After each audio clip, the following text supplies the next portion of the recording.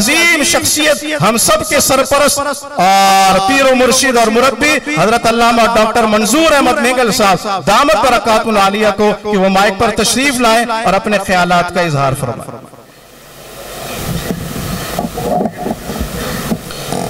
السلام علیکم ورحمۃ اللہ وبرکاتہ۔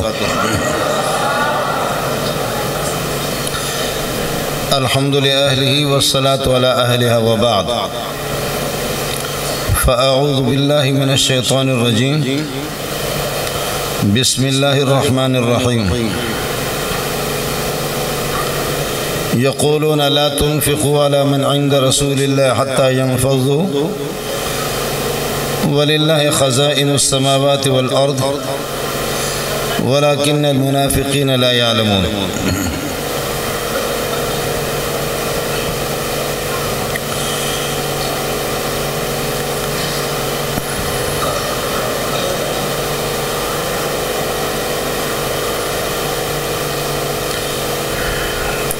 حضرات علماء کرام، میں 2-3 دن سے آرام بھی نہیں کیا ہے۔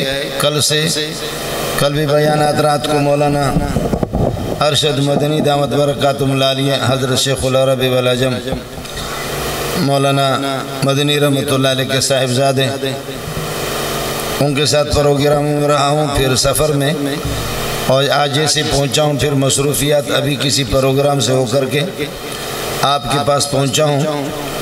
اس کے بعد پھر پروگرام ہے، پھر پروگرام ہے، پھر پروگرام ہے۔ جو ساتھی محنت کر رہے ہیں اور جس مشغلے میں لگے ہوئے ہیں، اگر نیت صاف ہو تو اس سے اچھا مشغلہ اور اس سے کوئی اچھا عمل دنیا کے اندر ہے ہی نہیں۔ ہاتھی خود کھا کھا کر کے موٹا تو ہو جاتا ہے، لیکن ہاتھی کو کوئی اپنا ساتھی نہیں بناتا۔ ہاتھی خود موٹا تو بہت ہوتا ہے، لیکن ہاتھی کو کوئی ساتھی نہیں بناتا۔ اور درخت وہ دھوپ پہ جل کر کے دھوپ سے لڑتا ہے، شجرہ اور شجر کا معنی لڑنے کی، تو درخت دھوپ سے لڑتا ہے، سورج سے لڑتا ہے، خود اوپر سے جلتا ہے لیکن نیچے والے سائے میں رہتے ہیں۔ تو آپ بتائیں طبی طور پر کیا درختوں سے محبت ہے یا ہاتھی سے؟ اور درخت بھی پھلدار قسم کا درخت ہو، پھر پھلدار درخت آپ بن گئے نا، لوگ پتھر بھی ماریں گے، ہزاروں لوگ آپ کی تعریف بھی کریں گے، اور سینکڑوں آپ کے مخالف ہوں گے، پتھر بھی ماریں گے۔ خالی درخت کو کوئی پتھر نہیں مارتا۔ توت ہے یا انگور ہے، بچوں کی رسائی جہاں تک نہیں ہو سکتی، یا کوئی اور پھلدار درخت ہے تو بچے نیچے سے پتھر اس کو مارتے کہ کوئی پھل گر جائے۔ جو مولوی کمال کا ہوگا تو اس کے خلاف بکیں گے، اس میں کمال ہے، اس میں پھل ہے۔ ہیرو خیرو نتھو خیرو ٹٹو کی مخالفت کون کرے گا؟ آپ بات سمجھ رہے ہیں؟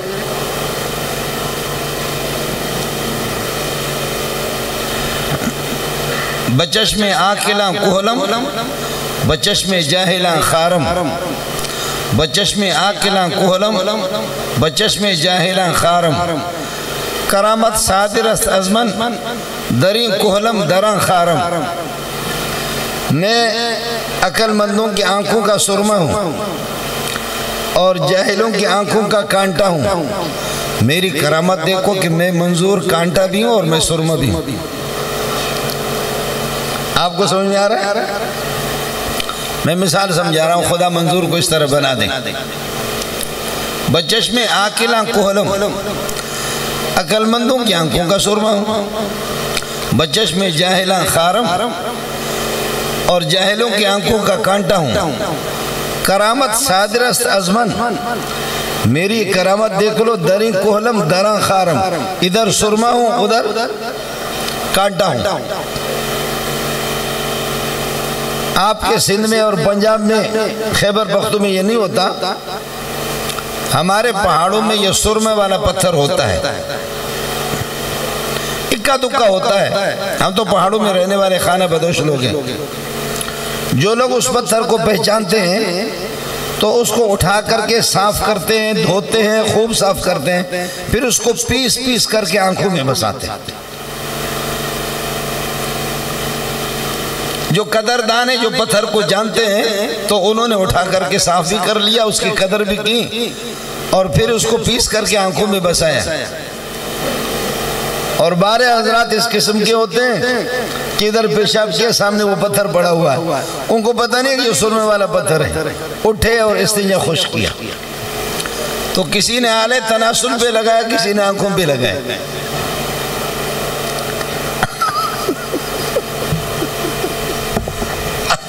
آپ سمجھ رہے ہیں پتھر کا اس میں کیا قصور ہے؟ کسی نے آنکھوں میں بسایا اور کسی نے آلے تناسل پہ لگایا۔ جو اللہ والے لوگ ہیں، قدردان لوگ ہیں، خدا شناس لوگ ہیں، اللہ کو جانتے ہیں، وہ علماء کو اپنے آنکھوں میں بساتے ہیں اور سر کا تاج بناتے ہیں۔ اور جو لوگ جانتے نہیں ہیں علم کو، خدا کو، علم کی قدر نہیں جانتے، تو ان کے ہاں تو علماء ٹیشو پیپر ہے، استنجا خشک کر دیا، اس کو پھینک دیا جی۔ تو اس میں سرمہ والے پتھر کا قصور نہیں ہے نا، قصور تو ہے اللہ آپ کا بھلا کرے کس کا؟ لوگوں کے استعمال کرنے والوں کا، کہ قدردان آنکھوں میں بساتا ہے اور نا قدر وہ اس کو غلط استعمال کرتا ہے۔ ساتھیوں سے میں گزارش کروں گا، چونکہ یہ مدرسہ زید بن ثابت رضی اللہ تعالیٰ عنہ کے نام سے موسوم ہے۔ سفر کے دوران مہاجری اور انصاری ایک صحابی کی تھوڑی سی تلخی ہو گئی، تلخی بھی نہیں ہوئی، بعض محدثین کہتے ہیں کہ وہ جو مہاجر صحابی تھا وہ بڑا مزاقی تھا۔ اب دونوں روایتیں، ایک یہ کہ کس کر کے اس نے انصاری کو مکہ مارا، اور دوسری روایت یہ کہ شاٹ مارا۔ آپ سمجھ رہے؟ دونوں روایتیں، مزاقی آدمی مزاق کرتے رہتے ہیں، میں خود مزاقی ہوں۔ ہمارے ایک استاد الحدیث ہے، اس نے کسی طالب علم کو گالی دیا، تو اس طالب نے کہا کہ اللہ کی قسم تمہارے ٹکڑے نظر نہیں آئیں گے۔ منظور اگر ماں کی گالی بھی دے دیں ہمیں اتنی خوشی ہوتی ہے، بعض مجھے فون بھی کرتے ہیں، میں 5 منٹ ان کے ساتھ گفتگو کرتا ہوں، 10 منٹ گفتگو کرتا ہوں، کہتے ہیں استاد جی کوئی مزہ نہیں آیا۔ میں کہتا ہوں او کتے کا بچہ، کہتے ہیں اب مزہ ہے۔ لیکن کوئی مولوی، میں جامعہ فاروقیہ میں پڑھاتا تھا، میں حاضری نہیں لگاتا۔ یہ بہت سے شاگرد میرے بیٹھے ہوئے ہیں، رجسٹر کہاں ہوتا تھا مجھے اس کا علم نہیں۔ حضرت اقدس نے کئی دفعہ فرمایا کہ خدا آپ کو ہدایت دے، غرق کرے۔ شیخ الحدیث مولانا صاحب، آپ ہمارے مدرسے کے قانون کو جس طرح آپ نے ناپاک کیا ہے اس طرح کسی نے بھی۔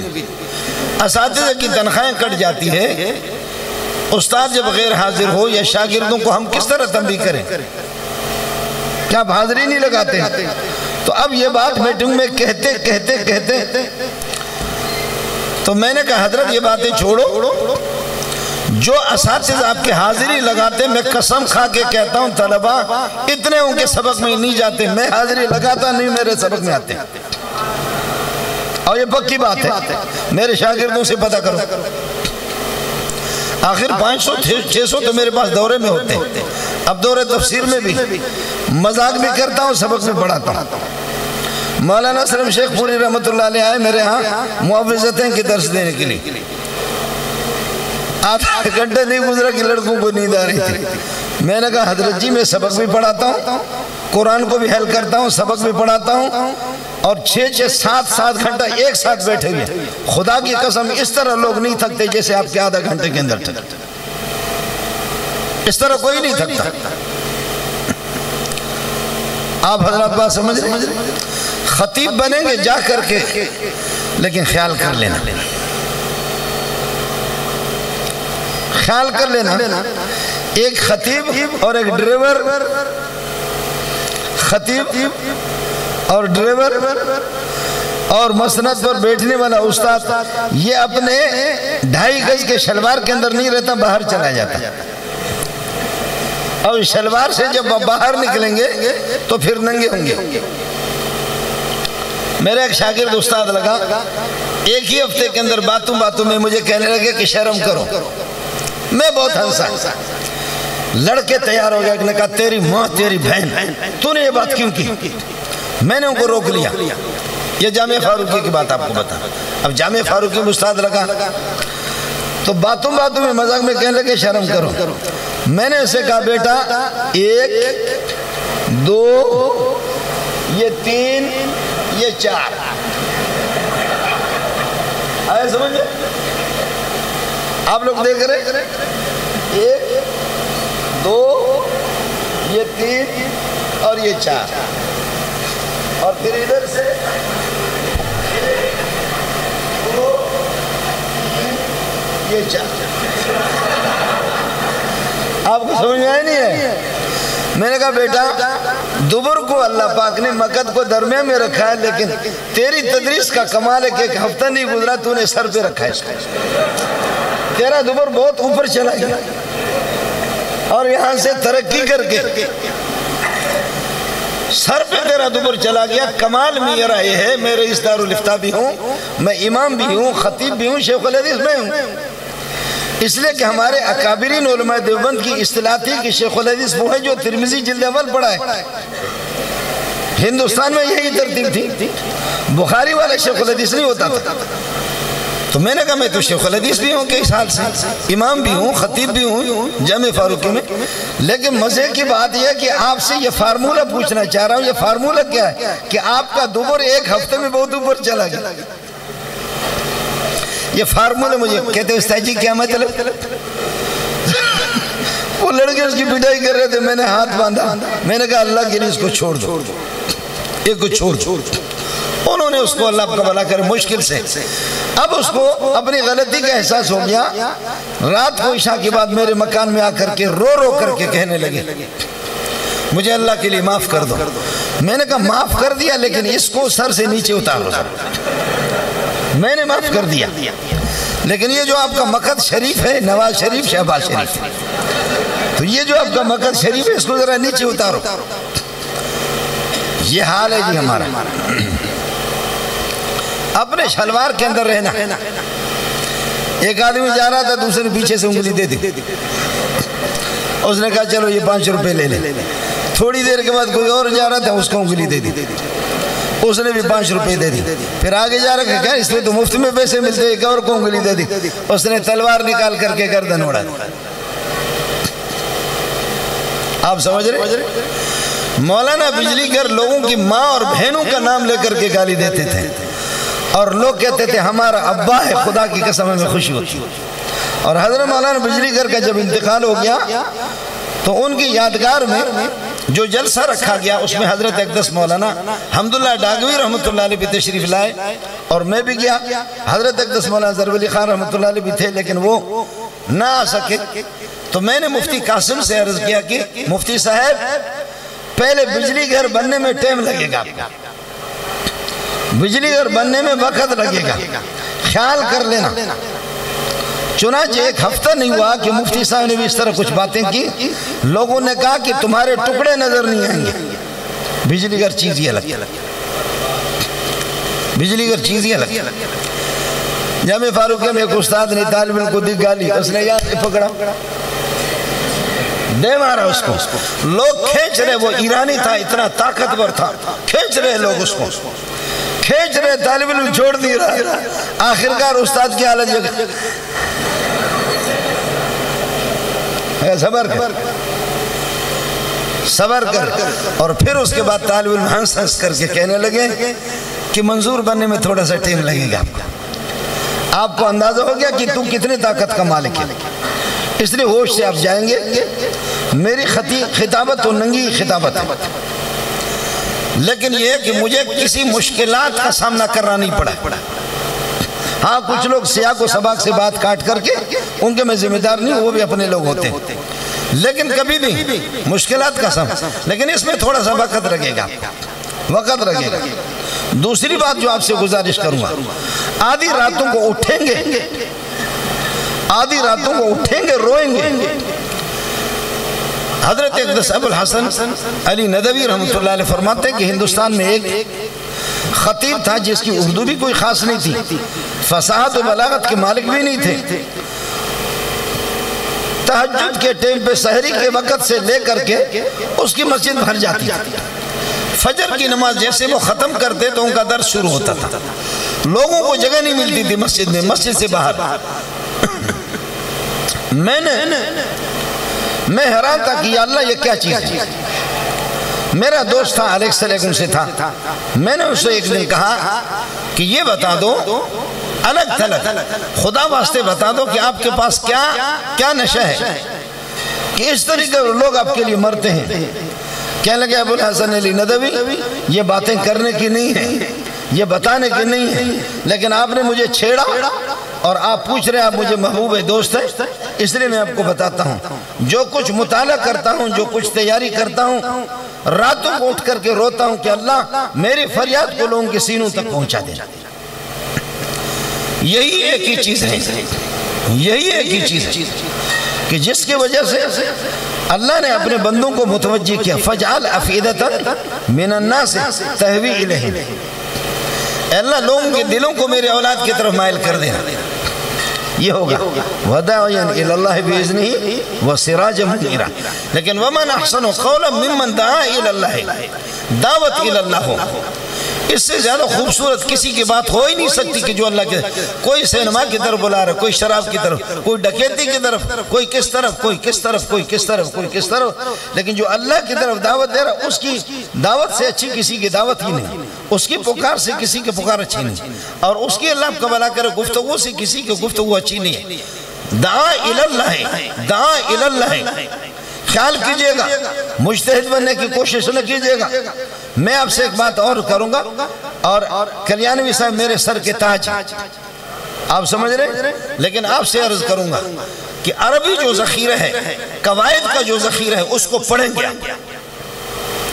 اس کو پڑھیں گے۔ آپ ادھر جو بیٹھے ہوئے ان میں سے کوئی بھی میدان پہ نہیں گیا، ختم نبوت والے دوسرے بیٹھے کوئی نہیں گیا، میں گیا ہوں، شیعوں کے سامنے گیا ہوں، قادیانیوں کے سامنے خوب گیا ہوں، اور مجھے اعتماد کے ساتھ میرے اکابرین نے بھیجا ہے۔ بعض جگہوں میں رسوا ہو چکا ہوں، بعض جگہوں میں رسوا ہو چکا ہوں، آپ کو بتا رہا ہوں، اردو کتابیں پڑھ کر کے، چاہے وہ سرفراز صاحب کے ہوں یا وہ غلام اللہ خان صاحب کے ہوں یا کسے باشد، جب تک عربی قواعد میں آپ کی پختگی نہیں ہوگی، پھر چیلنج نہیں دینا، صرف تقریر کر لینا، چیلنج نہیں دینا۔ آپ کو بھی معلوم ہوگا میرا نام نصیر الحق، استادوں نے میرا نام منظور رکھا۔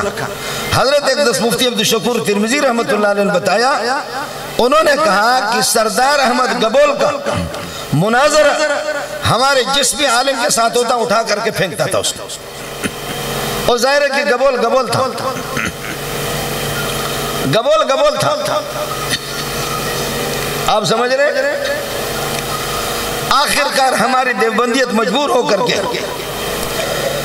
جا کر کے حضرت اقدس مولانا محمد منظور نعمانی ہندوستان والے کو کہا کہ خدا کے لیے ہم دیوبندی رسوا ہوگا، تو حضرت اقدس مولانا محمد منظور نعمانی نے فرمایا میں آتا ہوں لیکن 50,000 روپے میری فیس ہے۔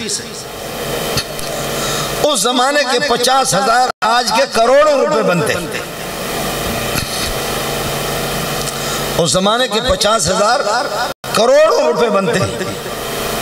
اور آپ نے دیکھا کہ حضرت اقدس مولانا محمد منظور نعمانی آ گئے سردار احمد گبول سے، ان کا جب مناظرہ ہوا، ساتھی ہمارے کہتے ہیں مناظرہ، مجھے غیر مقلد نے کہا میں آپ سے مناظرہ کرنا چاہتا ہوں، میں نے کہا پھر کرنا، مناظرہ تو نہیں، پھر کہو چاہتی ہوں، پھر تو چاہتا تو نہیں ہوں، تو مناظرہ اور مناظرہ اس میں جب فرق نہیں کرتا تو میں نے کہا تو پھر یہ کہو کہ چاہتی ہوں۔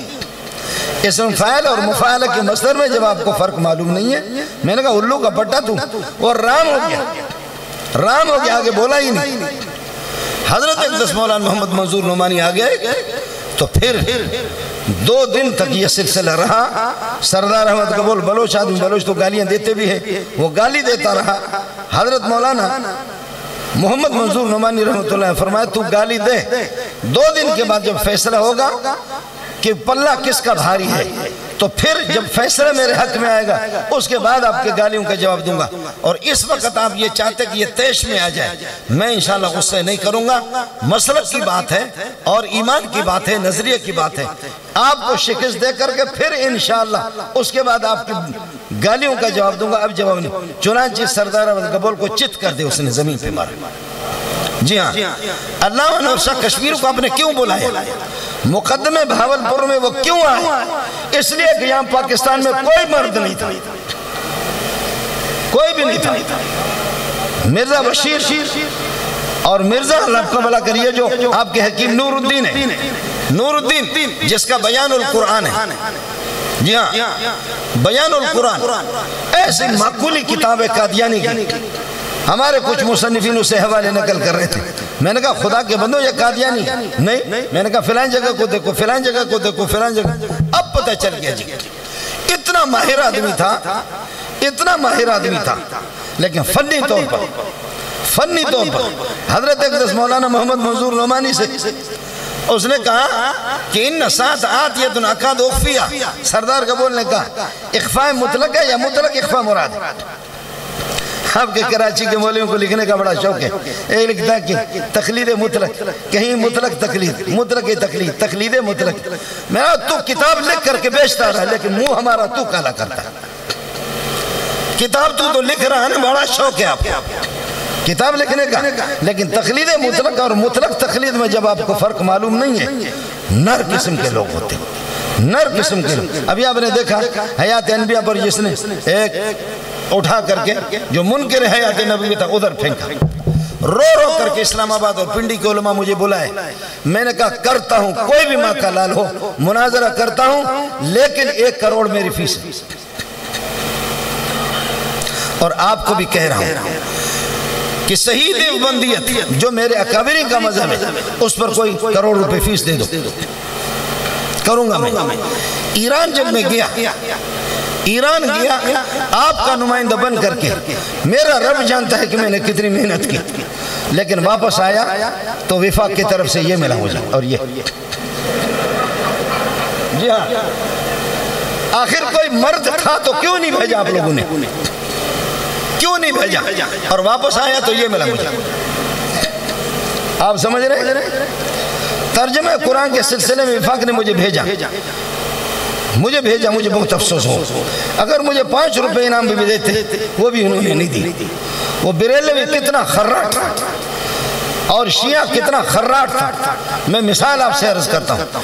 شیعہ نے کہا کہ آپ یہ کہہ رہے ہیں بریلوی، دیوبندی، جماعت اسلامی، اہل حدیث کہ اللہ کو دیکھیں گے، اللہ کو دیکھیں گے، اللہ مرئی ہے. تو کہتے ہیں کہ کل مرئی فہو ذو جسم، جو بھی مرئی ہوتا ہے وہ جسم رکھتا ہے. وہ کل ما لہ جسم، اور جس کا جسم ہوتا ہے وہ مرکب ہوتا ہے. چونکہ جسم حی الاولی اور صورت جسمیہ سے کل ما لہ جسم فہو مرکب، وکل مرکب فہو حادث، وکل فہو مخلوق، وکل مخلوق فہو حادث. نتیجہ نکلے گا فاللہ حادث. اور لن ترانی، آپ مجھے کبھی نہیں دیکھیں گے. کلمۃ من، کلمۃ لن وضعت للتعبیر. کلمہ لن کا وضع ہو چکا ہے تعبیر کے لیے، لہذا مانا ہوگا لن ترانی ابدا کان فی الدنیا او فی الاخرہ. اب بتا سر اٹھا، اب بتا سر اٹھا. آپ کو بات سمجھ میں آگئی؟ مولوی عطا الرحمن جماعت اسلامی والے دوسرے ساتھی دیکھ رہے تھے. میں نے کہا تھوڑا سا کر لیتا ہوں، ساتھیوں کو دیکھ لیتا ہوں کہ کیا شیعہ کے جواب میں کیا کہتے ہیں.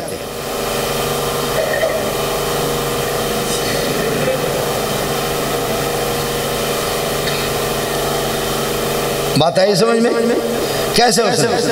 اور کہا کہ جو باری تعالیٰ کے مرئی ہونے کے قائل ہے کہ وہ مرئی ہے تو باری تعالیٰ کو جسم سمجھتے ہیں، اور جو ذو جسم سمجھتے ہیں وہ مجسمہ ہے، اور مجسمہ کافر ہے. آپ چاروں کافر ہیں.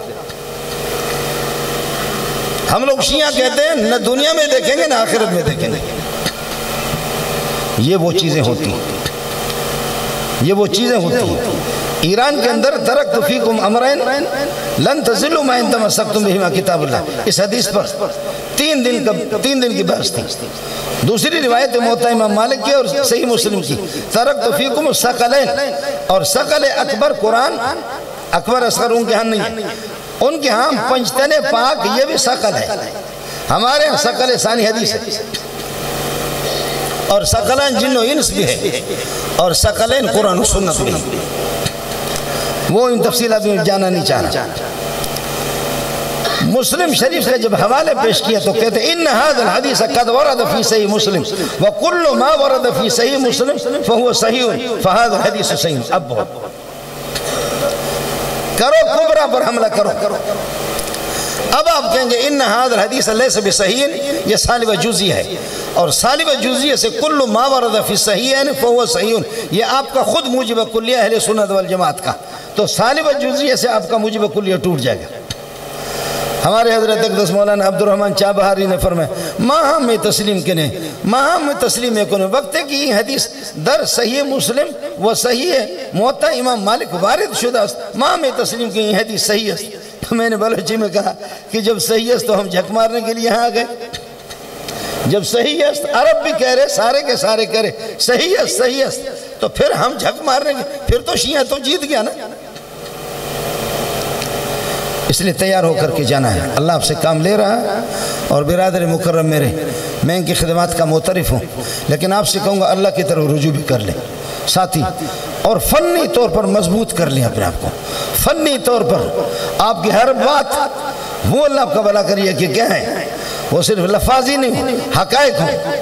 سفر میں بھی صحابہ، حضر میں بھی صحابہ، غمی میں بھی صحابہ، خوشی میں بھی صحابہ، غمی میں بھی صحابہ، خوشی میں بھی نجیز میں صحابہ، باہر بھی صفحہ، اور مدینہ کے اندر بھی صحابہ صحابہ صحابہ صحابہ صحابہ. یہ کوئی تقریر ہے؟